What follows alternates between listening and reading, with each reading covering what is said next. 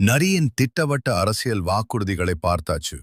காடு முழுக்க இன்னும் அதோட பேச்சு தான் ஓடிக்கிட்டு இருக்கு. அமைதியா இருந்த யானை மெதுவா மேடைக்கு நடந்து வந்தது. அதன் கையில் அதன் சின்னம் கரும்பு. நரி சொன்னது எல்லாம் கேட்டு சந்தோஷமா இருந்தீங்களா?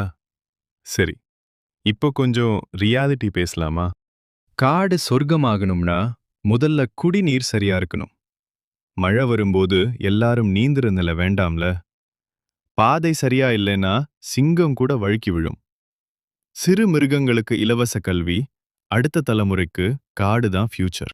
நான் கனவு மட்டும் காட்ட மாட்டேன், நான் கட்டுமானம் பண்ணுவேன்.